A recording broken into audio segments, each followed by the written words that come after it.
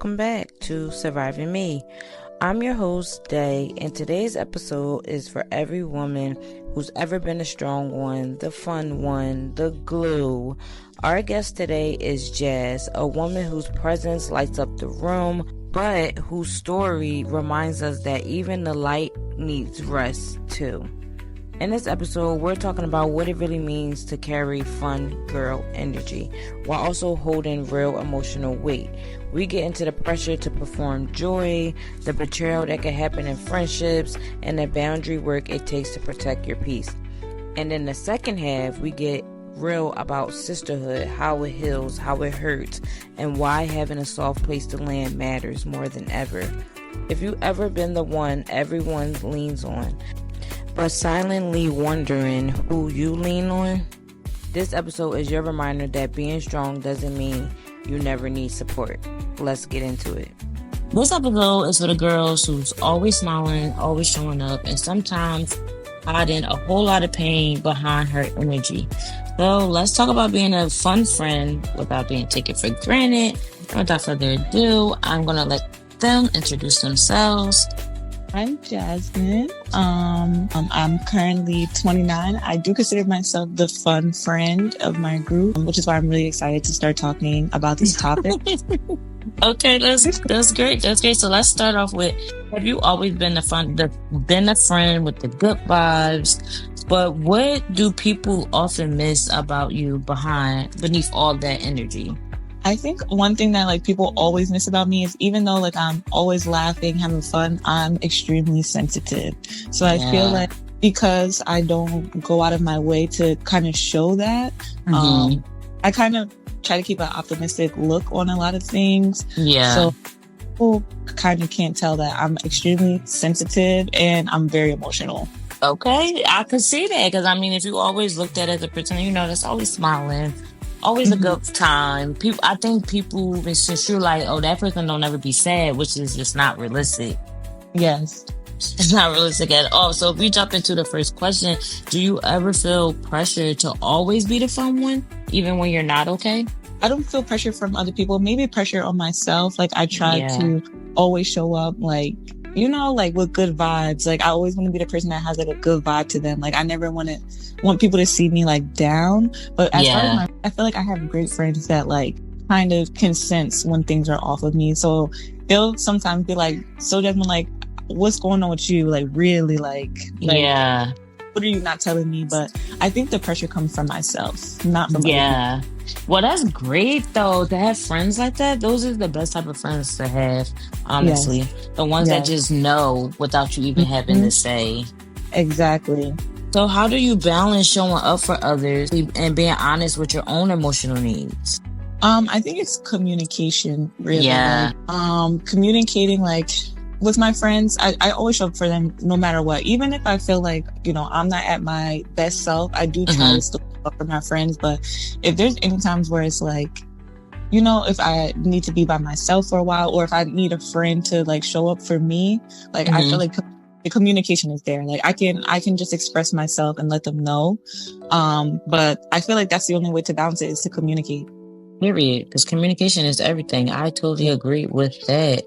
So have you ever felt overlooked or unsupported because people assumed you was always good? Maybe in past friendships. Yeah. But with my current friends, I can't lie. They're really great people. So I don't ever really feel overlooked or unsupported. But in past friendships, there were definitely times where, I feel why can't you see that I'm sad? How are you not because I feel like I'm the type of person, if I'm around someone all the time and I consider them to be one of my good friends, and even if the tone is off, I could be something is off with this person. I need to figure out what's going on with them. So I feel like the people I had around me, they just probably didn't care enough to Period. Yeah. That's a great way to put it, because I totally agree. And I feel like when you're just connected to someone or you care about them, you just can sense. Well, I don't know, because I know not everybody, read the room and all that good stuff well, but I just feel like when you care about somebody though, it's just I don't know, you just know. You just know. So what has betrayal look like for you in friendships, and how did you heal from it and be okay with even accepting new friends after that betrayal? So some of the betrayal, just to give an example, I've had friends that like secretly didn't like me. Like Yeah. maybe they showed it on the surface, but like deep down, like they just did not like me. And you could just tell when somebody doesn't really like you because, like I said previously, like they just didn't care about anything that was going on with me. Like you could just feel it. And I feel like that was like probably the biggest betrayal I got in a friendship, was finding out that someone that I thought was like a best friend to me just secretly liked me. And to heal from it, I'm not gonna lie, I just feel like I looked at it as if like that's a problem within themselves. Like Period. I didn't think it was really something wrong with me, or like I was hurt by it because like, you know, I felt like, damn, like this was my friend, I cared about them, and to think like that they didn't feel the same way, like that was very hurtful. But I just felt like they had to be some type of like insecure with themselves or something going on with them, and I just had to look at it that way, like they're going through their own struggles right now, and I just had to move on from it. That is a great way to look at it. And honestly, not a lot of people can look at it from you know, that point, because you know how when you in it and when your emotions is involved, it's hard to look at things from, I guess, like a logical standpoint. You just instantly go in it with emotions. But with you saying that, I think that's a very logical standpoint to look at it. Like, you know what, it probably was them, they had, you know, probably got their own stuff going on, and you don't take it personal. That's great. Yeah, so that's definitely something I had to learn though. Like in my younger days, like I probably would have like reacted just based off emotion, but as I get older, I feel like I'm starting to look at things from that kind of standpoint. Like this person is like either projecting or something's going on with them, and they're just taking it out on me, type of thing. Or Period. Yeah, just trying not to take it too personally. And that's a great thing. More people need to do that. Take some notes out her book, y'all, because some stuff don't be personal at all. Like some people really just be going through their own stuff, like for real, for real. Yes.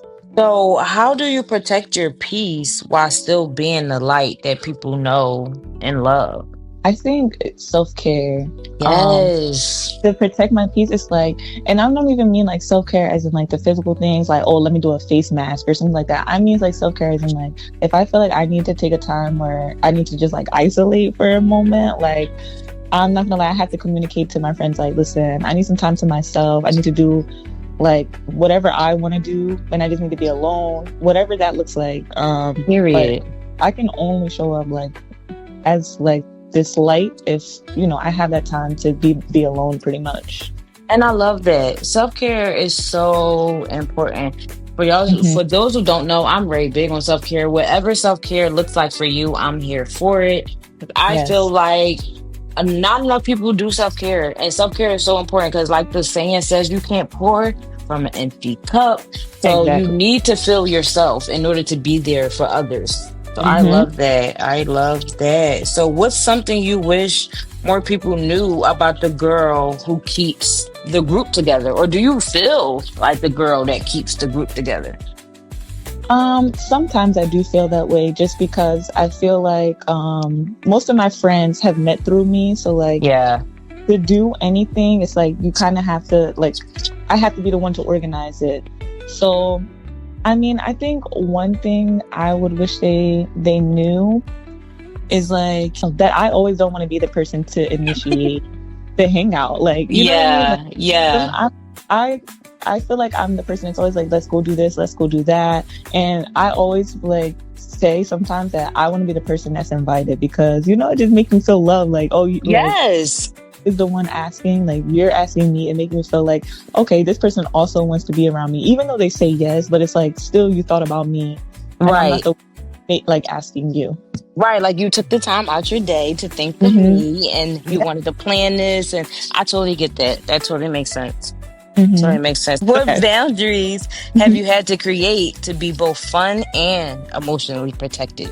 I really think that my boundary would just be like everybody around me. I just feel like just has to be kind of like on the same wavelength as me. Yes. Like I can't have people around me. Like I said before, I had people around me who didn't really like me. I had people who just had like different attitudes than me, handled situations differently than me. So I feel like a boundary I have is like, if I feel someone is just not really on the same wavelength as me, like I just like can't force that vibe, if that makes sense. Like, yes, that makes perfect sense. Yes, yeah, having like-minded people around you yeah, is very important.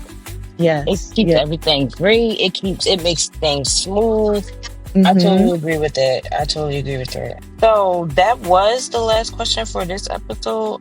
But to end the episode, I always kind of ask like one thing, like what is one thing you would want to say to other females or other women who also feel like, they're the fun one and always have a good time? What do you think you should say to other women who may feel like, sometimes I don't want to be the fun one all the time? I think the main message I would have is communication is key. People can't always like read your mind. It's So if true. even though I'm telling you that, like, I have friends that can feel when I feel a certain way, but communication is key. Like, maybe they assume you always want to be the fun friend. If Right. you don't want to be always be the fun friend, or you feel as though you need a break from that, communicate that. Period. Period. And that's the best thing she could have said. Because communication is seriously key when it comes to a whole. Even a lot of people think like communication is separate, but you need communication in all your relationships, Yeah. friendships, your man, your family. It's just Mm-hmm. best to have a great communication when it comes to anybody, any relationships in your life that you value. Definitely Yep. talk it out for sure. So moving on to the next topic, which is called sisterhood is a soft place to land, which I am here for because I consider myself to be a feminist. I Mm-hmm. think I think it need to be more women power. I think there need to be more unity. And I'm so here for sisterhood. So this topic is very interesting for me. So to start it off, what is sisterhood? What does that mean to you? Sisterhood, as someone who only has brothers, I don't have any sisters. I definitely seek like or sought out that sisterhood with like my friends. And I feel like to me it's just like having a person that's just like there for you all the time, someone you can have fun with, someone you can tell your problems to, you can vent to, someone Yes. can celebrate your wins, you can talk about your losses with. I just feel like it's just that Yes. all around that person for you. Yes. And they tend to be there through it all. Even when men Hmm. leave, when men come, they just always there. And that's why I value sisterhood so much because they really be there through it all. If you have a good Hmm. one. If you have a Yes. good one, let me put that up there. So have you Hmm. always had strong female friendships or did you have to learn to trust women? I think I've always been kind of like a girl's girl. Like, Yeah. so I loved having like girlfriends, doing girly stuff. So I definitely have always had strong female friendships. I did learn a lot throughout those friendships that, like I grew apart from people or whatever, but I didn't really have to learn how to trust women. I feel like even in my childhood, I made pretty good friends. And I feel like that's just like off of my own judgment. Like, you could kind of see what type of girl like would make a good friend and what type of girl wouldn't make a good friend. But yeah, I totally agree with that. I totally agree with that. And I'm glad you even brought up being a girl's girl, but that goes into the next question.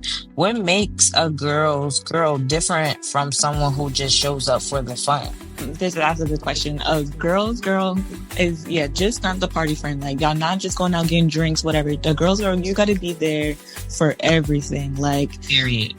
I think like some of my friends, we've kind of like grew up together. So it's like there was times when we were partying and stuff like that. And now I have friends that are like married with kids. And some Right. people, they don't like stuff like that. Like they're like, okay, well, you're married with kids. Like what else can we do? And I feel like a girl's Right. girl, a girl's girl is like someone who's going to be there still. Like even if we grow up or we grow apart, like we still like are around each other. I feel like we support each other. If you like have any ventures, you got to be there for them. If they're going through hard times, be there for them. I feel like a Period. girl who just shows up 100% in every aspect. I agree with that. A girl's girl, just someone who shows up in all the phases and stages of your life. I Yeah. agree with that completely. So, can you share a time when a sister friend held space for you in a way that changed your life? No, I can definitely share a time. The funny thing about it is I was starting a new job. One of my best friends now was a coworker of mine, and we met a couple years ago. And I was going through a miserable time, like relationship problems, just like personal problems. And I was showing up to work miserable. I just met this girl and I didn't really have anyone to talk to about it. And I'm not gonna lie, I trauma dumped on her. I trauma dumped on her and I told her all my business, everything I was going through. And she just sat there and she listened, and we didn't even, like, we probably worked together for a couple months, but all our like conversations were like, you know, friendly, like light, fun conversations. But she definitely was there for me, like always checked in. And I feel like that is when I noticed, like, damn, like this girl is like a good person. And now my best friends, like this is like my, like I consider her my sister. Like from that moment, love that. Her just listening and being there, like in that rough time, I was just like, this is somebody, like she stuck with me. You gotta say, period. Like it's a lifetime marriage for sure. I love that. So have you ever lost a friendship that felt like a breakup? Yeah, actually growing up I had a very close friend. She was who I considered to be my best friend, and it was something from like middle school all the way into adulthood. Yeah. And there was like something that she like hid from me.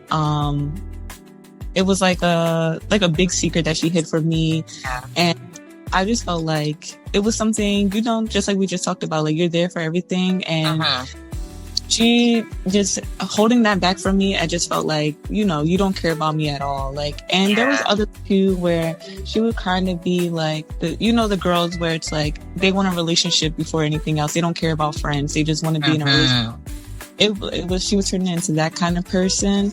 And when we decided to just not be friends anymore, I feel like that really hurt. Like, that hurt worse than any breakup, because it's like we were friends for real for so long. Like I just remember talking about like what our lives would be like right now. Like, oh, when you have kids and when I have kids, and they're going to be best friends and da-da-da. And to now know that we don't even talk to each other, like it's just, that really hurt. It took a long time to get over that. No, and I totally agree. I don't think people realize that. I always say, I feel like friendship breakups be sometimes hurting worse than a male breakup. Like, I'm not gonna lie, like male breakups, yes, they hurt. And we're not saying that they don't, but like when it's your friend, like you feel like that's your bestie, y'all been through it all. You done told this person so many secrets, they done told you so many secrets, and then for it to just end, that hurt. And I think like relationship breakups is like, it's kind of in the back of our mind that maybe this person, you know what I mean? Like it may not always be, like you may not always be together. Whereas like with a friend, never picture falling out with your friend. Like you don't. Out of left field, you never think like, what if me and this person never liked each other again? I feel like that's why it hurts so bad. Yes, and that's a great way to put it, because you don't think about your friendships ending. Like when it's your girlfriend, you don't think about, oh girl, we ain't gonna be friends in like 20 years. Like you don't think that. But with a male, you know that's a possibility. Like it's a possibility like we might not work out. Like like that was a perfect way to put it. I totally agree with that. What do you think makes women scared to open up to other women sometimes?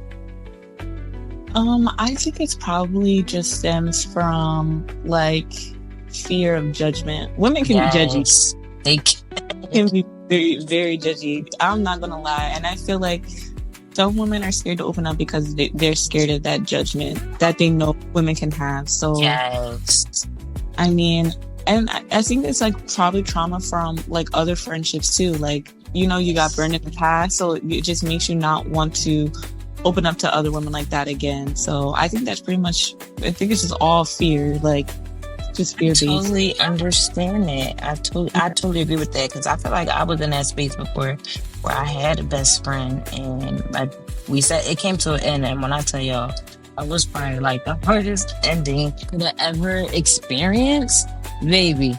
And it, like Jass, it took me a while to get over this. And I can honestly say, ever since that situation, I don't think I ever had a close girlfriend ever. It really scarred me to the point, like, baby, I ain't trusting no more females. Like, this is it. It can get like that. But I feel like you kind of have to overcome that, because you could be missing out on like a lot of good friendships by having that fear. And you know what? I totally agree with that. And I totally think that I may be missing out on some great friendship just because I'm now guarded. And I'd be trying to be optimistic when it comes to stuff like that. But you know what? It's taking time. Okay, so going into the next question. How do you show up for your friends now? And how do you let them show up for you? Every friend is different in how they want me to show up for them. Some friends just like, I have one friend, she's like, you have to text me every day. We have to text every day. She wants my location. She wants to talk. And that's how I show up for her. Like, we talk every day. I check in with her. And I have another friend where she just like wants quality time. So she likes to hang out all the time. And that's how I show up for her. I think everyone is pretty different when it comes to my friendships, but I try to I kind of ask them, like, what do you want? Like, you know what I mean? Like, how can I show up for you? I had that conversation with a couple of my friends, and each response is different, but how I have them show up for me, like, I just think if you're just there for me in some way, like, if it's just you call me, you text me, or, you ask me to hang out, any way really to show me that, like, you're thinking about me. I think that's a beautiful way to have people show up for you and for you to show up for your friends. I think that was the most simplistic answer, but the most real answer. Like, the only way you can know how to show up for somebody is to simply ask them, literally, like, you know what do you need from me out this relationship, or what do you need from me out this friendship? How can I be a better friend? So I think it's great that you went to your friends and asked them that, because not a lot of people do that. So it's beautiful that you do that, and you're one hell of a friend, for sure. What do you want more women to know about the power of having real friends? I think having real friends, I feel like they can really elevate your life. Like, yes. I know a lot of people may be like, oh, like, I don't need anyone, I'm good by myself. But I think having the right people around you, the right women around you, they can uplift you, change your life, date you. And I feel like they can make you like an all-around person. And I think that friendship is very powerful. And I think everybody needs at least one really good, solid friend. And I couldn't agree with you more. Like, I truly cannot agree with you more. I think once you find the right one, like she said, it could be powerful, and it could honestly be life changing. Like, because like you said, some friends be there for lifetime, like literally. Some be there longer than your person that you're dating. So yeah, they can benefit you in a lot of ways. So yes, I totally agree with everything she said. What does healing and community look like for you? Healing and community. I think it's just having people to talk to, because I am a type of person that, like, sometimes I can keep things bottled up, or I feel like, I don't want to burden people with my problems. I think healing and community, like having people there to support you, having people to just listen, give you advice. I feel like all of that could be very healing. Because sometimes if you're just trapped with your own thoughts, you could like go in a downward spiral. So having people around you that can, bring you back up, uplift you, I think that's important. I totally agree with that completely. Because like I've always been saying, like I keep saying almost every episode or every guest episode, everybody needs somebody. Whether y'all want to admit it or not, everybody needs somebody. It doesn't have to be a partner. It could simply be a friend. And that could be your somebody. Like, seriously. Everybody needs somebody. To close it on out, if another woman is listening right now and they're struggling to find their tribe or their forever friend, what would you want her to hear from you? If you're struggling, I think that you kind of just have to put yourself out there. It could be uncomfortable to like put yourself out there to let people know, especially as an adult, that you're looking for friends, because it feels kind of childish to say like, oh, like I'm looking for friends at our ages. I think putting yourself out there, sometimes you have to be the one to initiate. If you feel like you and a person would connect and you guys would make good friends, like you will have to communicate that, like, be the person to initiate. Hey, I feel like we have a lot in common.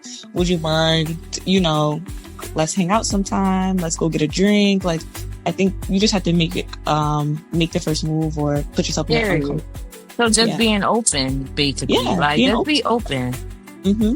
Don't be closed off. And because I mean, being closed off, that you could be missing, great friendships that were not even knowing. Especially if you know how, I don't know if y'all is like this, but y'all ever be like on Instagram and you're just going through your stories and like it's just one person that you just always watch your story, but y'all like not friends, but you'll be like, damn, it's like we was to be in person. Like I feel like we would really be a vibe. Like, Yes. And sometimes it's just about to making that first move. Mm-hmm. Yeah. And you never know if you made the first move and like, oh, I think we'd be great friends. You could unpack something and y'all could actually turn out to be very good friends for a long time. Love that. That was the best advice you could have said for it with friendship. And honestly, that's the end of this episode. But I couldn't have thought of a better person to come in and discuss the topic that we were talking about today, because I always looked at Jass as somebody who's just, like she said, a girl's girl, like who's always there, who shows up for her friends and just like to have a good time. And I met Jass when I was in my little baking era. Whatever you want to call it. I was in my little banking area. I thought I was going to be a banker. And I met Jass, and honestly, we bonded kind of over like a book. Because I would be reading books and she would be like, oh, I be reading books too. And I'm like, really? We should read them together. And that's really how it went. And then and the rest is history, to be honest. And we kind of just had like a little mini book club, literally, every time we clocked in. Like, girl, did you read the chapters? Like, it was a whole vibe. So to have her on here discussing this topic, it's no better person. And I truly thank you for taking the time out today to even do this for me. It means a lot more than you know. It was so much fun. I really like that you're doing this, and I support it 100%. And I was so excited to talk to you today because I thought this was for real. Like I was like, this is such a good topic for me because I love talking about like friendship and stuff like that. I think it's fun. Yo, and you know what? Not a lot of females talk about it. Like it's not enough girl power or unity to me. And I feel like her coming on here and discussing this topic is to show y'all like it's females out here who is like Jass, and they're just a really good friend, and they be there to the end for real. So if you took anything from any of these topics that we discussed, please take the time to analyze it, journal about it, reflect it, see how it applies to you. And if you, like I said, if you're looking for your tribe, go find that tribe. Yes, 100%. Go find that tribe. This conversation with Jass was for every woman who holds it down while holding herself together. Who for the ones who keep the group laughing but cry alone. For the ones who learned how to love their sisters even after being let down. And for the ones still learning how to let themselves be held. Before we close, here's Glow Letter. Something you carry with you when the weight feels like too much. Dear self, you don't always have to be the strong one. You don't have to be the fun one. You don't have to hold everyone else just to feel like you matter. You are allowed to unravel. You are allowed to say, I'm not okay today. Being the light doesn't mean you can't have shadows. You deserve friends who see you even when you're quiet, who ask, how are you really? Who holds your heart gently and never make you feel like a burden. This is your reminder. You are not just the glue that holds people together.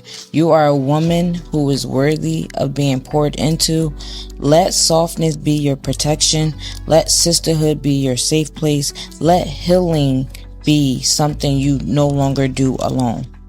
If this episode spoke to a version of you that's tired of being the fun one, share it with the sister who needs the same reminder. Follow us on IG at survivingme_ for more real conversations like this. And leave a review if something in today's episode stayed with you. Until next time, keep going through it, keep growing through it, keep glowing through it. Be soft with yourself, and as always, keep surviving you. I've battled the silence, I've wrestled the shame, faced all my demons and called them by name. This ain't for sure, it's deeper than deep. I'm surviving